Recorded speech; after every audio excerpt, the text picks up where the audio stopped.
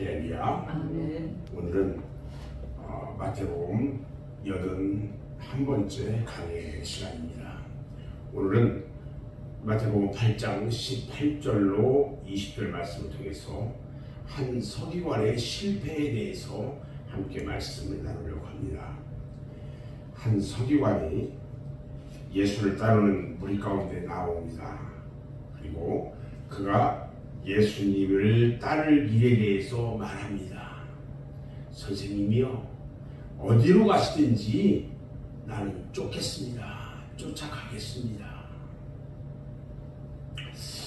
우리가 언뜻 듣기에 서기관의 이 말은요, 주님을 따르고자 하는 진실한 신앙 고백처럼 들립니다. 그런데 예수님은요, 그에게 실망스러운 말씀을 들려주셨어요. 여우도 굴이 있고 공중에 새도 거처가 있으되 오직 인자는 머리 둘 곳이 없다. 주님의 이 말씀은요, 지금도 주님을 따르겠다고 고백하는 많은 사람들에 대해서 하나의 큰 교훈이 되고 있어요. 오늘 서기관이 결단한 그 결단이 거절을 받은 이유가 뭘까? 아마도 이곳에 등장하는 서기관은요, 다른 서기관들과는 좀 다르게 예수님에 대해서 상당한 호감을 가지고 있고요, 주님이 이스라엘이 바라는 메시아이심을 깨달은 사람처럼 보입니다. 그런데 우리 주님은 그의 이와 같은 결단에 대해서 처음부터 탐탁하게 여기지 아니하시다는 겁니다. 우리는 다만 오늘 나타난 상황을 통해서 사리를 판단하려고 하지만 우리 주님은 그 동기와 마음의 진실함을 보시는 거예요. 주님을 쫓겠다고 한 이 서기관의 경우에 그의 결단의 동기가 주님이 보시기에 합당하지 못하다고 하는 사실을 알 수가 있는데, 주님을 따르는 일은요, 감상적이나 어떤 감동적인 일시적 기분에 의해서 결정질 수가 없다는 거예요. 우리가 그리스도를 믿으면요, 그리스도와 연합 관계를 가지게 됩니다. 그리고 이 관계는요, 그 어떤 경우에도 끊어질 수 없는 절대적인 거예요. 그런데 이 서기관의 경우를 보면 자기 인간의 인간적인 생각에 의해서 내려진 결단처럼 보인다는 거예요. 자기 생각만 가지고 그냥 결정한 거예요. 주님을 따르는 일에 동기가요, 올바르지가 못하다면 언제나 배신이 빠르게 나타난다는 거예요. 여러분이 주님을 배신한 사람 누구 알고 있죠? 누구예요? 가룟 유다가 그랬어요.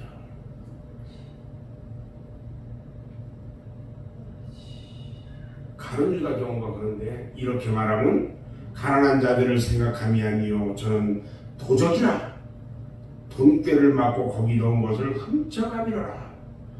이 말씀에서처럼 유다는 원래부터 도벽이 있는 도적이었어요.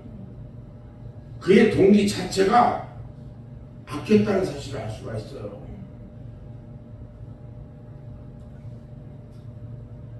그는 육신의 생각으로 주님을 따르기를 원했던 사람이에요. 오늘날도요, 많은 사람들이 같은 이런 육신의 생각으로 주님을 따르는 사람들이 있어요. 육신의 생각은요, 그 동기가 하나님의 영광에 있는 것이 아니고요, 자신의 유익에 있기 때문에 하나님과의 바른 관계를 가질 수가 없다는 거예요. 로마서 8장 7절 8절 말씀을 보면 육신의 생각은 하나님과 원수가 된다고 했어요. 이것은 하나님의 법에 굴복치 아니할 뿐만 아니라 할 수도 없습니다. 육신에 있는 자들은 하나님을 기쁘시게 해드릴 수 없다 그랬어요. 예수 믿으면서요, 자기 이익을 추구하면서 예수 믿는 사람들, 이들은요 절대적으로 말씀에 굴복하지 않아요. 말씀에 순종하지 않아요. 겉으로 그런 척 할 뿐이에요. 오늘 서기관의 결단 속에는요 시련이나 고난의 각오가 들어있지 않아요. 주님을 따르는 일에는 영원한 기쁨과 소망과 값진 보화가 있어요. 그러나 이런 것들은 믿음으로 바라볼 수 있는 약속이에요. 우리는 바로 이 같은 사실을 믿고 그것을 바라보며 소망 가운데 살아가는 사람들이라는 거예요. 이런 그리스도인들의 삶에는요 고난과 시련이 있다는 거예요. 우리는 이를 각오하고 주님을 따라야 하는 거예요. 그리스도를 위하여 너희에게 은혜를 주신 것은 다만 그를 믿을 뿐 아니라 그를 위하여 고난도 받게 하시리라. 오늘 말씀에서 보면 우리 주님께서 대답을 하시라고 우리에게 대답하면서 보여주는 교훈이 뭘까? 여우도 굴이 있고 공중에 새도 거처가 있을 때 오직 인자는 머리 둘 곳이 없도다. 이 대답은요 어떤 보면은요 동문서답처럼 들려요. 근데 이 말씀이 주시는 교훈을 우리는 깨달을 수 있어야 돼요. 여러분 여기에 여우도 굴이 있고 새도 거처가 있는데 우리 주님은 머리 둘 곳이 없다 이 말이잖아요. 언뜻 이것을 들으면 우리 주님은 너무나 가난한 사람으로 보여요. 집 한 채 없는 가난한 사람. 근데요 우리 예수님은 부유하신 분이에요. 아멘. 다만 우리를 위해서 가난하게 되셨다는 거예요. 우리 주님은 그의 태어나신부터 가난했어요. 그의 생애는 가난에서 시작돼서 가난으로 마쳤어요. 주님은 원래가 가난에 지실 수 없는 분이에요. 우주 만물을 창조하신 분이잖아요. 이 땅의 모든 것들이 다 주님의 것이에요. 천지와 만물을 주신 창조주가 되시는 분이기 때문에 그래요. 그런데 그분이 우리를 위하여 가난하게 되셨다고 하신 거예요. 그의 이런 가난은 죄로 인하여 저주받아서 참으로 가난하게 될 우리를 부유하게 하기 위해서 말씀해주고 있는 거예요. 우리는 그로부터 생명의 부유함을 받았어요. 삶의 부유함을 받았어요. 천국의 부유함을 받은 것이에요. 그보다 생명이요 부활이신 그분 자신을 내가 소유할 수 있게 되었다는 거예요. 부유함이 세상에 어디 있을 것입니까?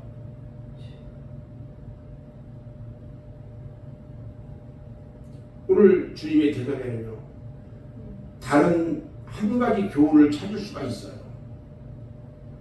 주님은 지금도 그가 거하실 처소를 찾고 계시다는 사실이에요.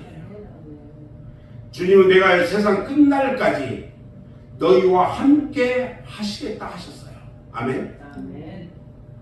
주님의 거하실 처소는요 어디냐면 우리의 심령이에요.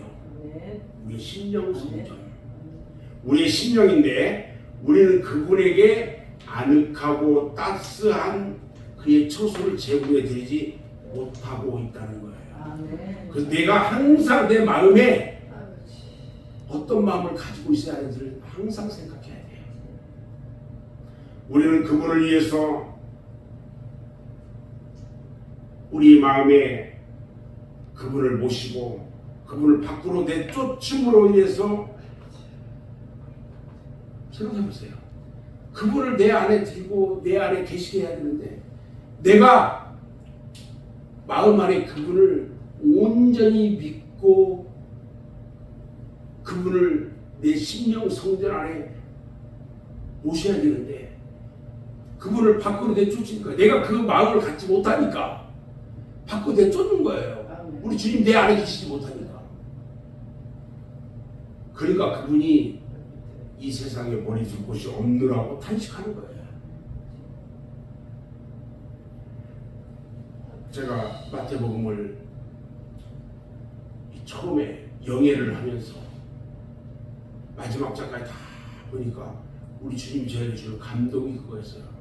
마태복음은 심령 성전이라고 했어요. 한마디로 네 글자예요. 마태복음은 심령 성전. 내 안에 심령 성전을 세우는 거예요. 우리는 그분을 우리의 마음에서 밖으로 내쫓음으로 내 마음 밖에는 나는 머리 둘 곳이 없노라 탄식해요. 우리는 그런 우리의 마음 문을 두드려 말합니다. 문을 열어달라고 노크합니다. 그런데 우리는요 좀처럼 열어주려고 하지 않고 있는 거예요. 저는 이제 오늘 말씀을 마무리할 건데요. 우리 주님께서 라오디게아 교회를 향해서 볼지어다 내가 문 밖에 서서 두드리노니 누구든지 내 음성을 듣고 문을 열면 내가 그에게 들어가 그로 더불어 먹고 그는 나로 더불어 먹으리라 말씀하셨어요.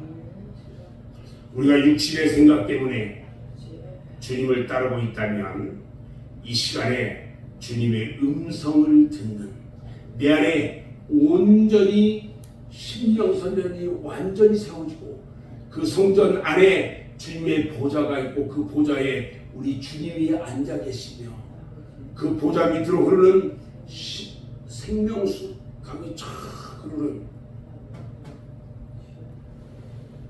그런 심령 성전을 소유한 그래서 주님이 내 안에 거하실 수 있도록